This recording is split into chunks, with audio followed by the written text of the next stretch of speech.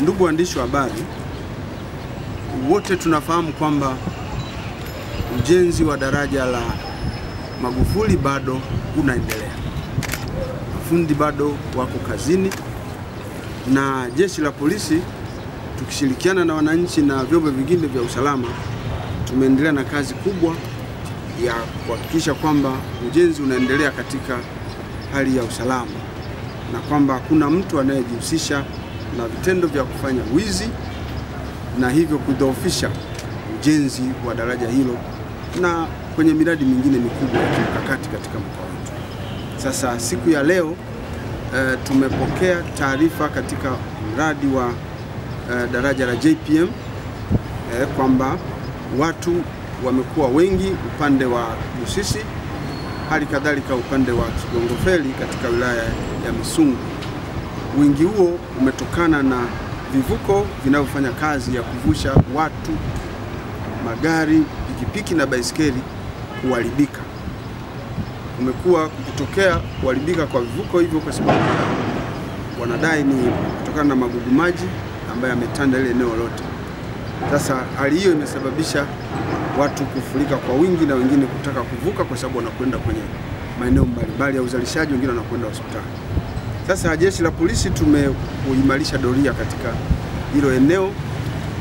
Tangu asubuhi kuna doria ya magari, lakini kuna doria ya askari wa miguu na askari wa usalama barabarani.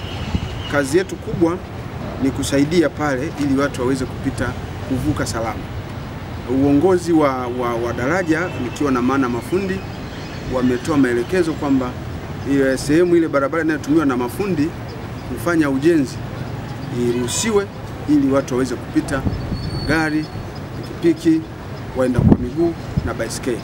Sasa tumeweka utaratibu wa namna nzuri ambapo watu wataweza kuvuka katika lile eneo. Jeshi la polisi kama kawaida tumekuwepo kwa ajili ya kuimarisha hali ya ulinzi na usalama. Tunawaomba wananchi katika hilo eneo pale ambapo imebidi kuwa hivyo, basi wanatakiwa kufuata maelekezo watakayopewa na jeshi la polisi, lakini maelekezo watakayopewa na wataalamu wanaohusika na ujenzi kwamba wapite upande gani ili ujenzi uendelee na wao waendelee kuwa salama huko wakipita na kuendelea na shughuli zao.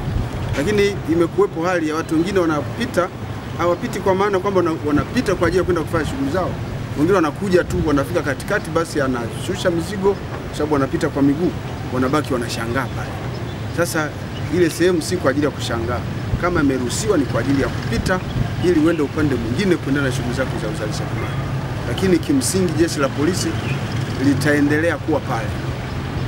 Tumeweka askari wetu ambao wataendelea kuwa pale mpaka pale ambapo daraja hilo litakuwa limekabidhiwa rasmi na kuanza kutumika kadri ya utaratibu utakaowekwa. Lakini kazi yetu kubwa ni kulinda watu na mali zao, lakini pia kulinda wale mafundi wetu ili ujenzi ufanyike pasipokuwa na hofu yote ya uhalifu. Kusema kweli wanafanya kazi kubwa, na mimi kamanda wa polisi wa mkoa nichukue nafasi hii kwa dhati kabisa kuipongeza serikali ya awamu ya 6 kwa kazi kubwa inayofanya kuhakikisha kwamba hilo daraja linakamilika. Kazi kubwa sana inafanyika na sisi hatuna budi kuhakikisha kwamba ikamilike huku maeneo yote yakiwa salama.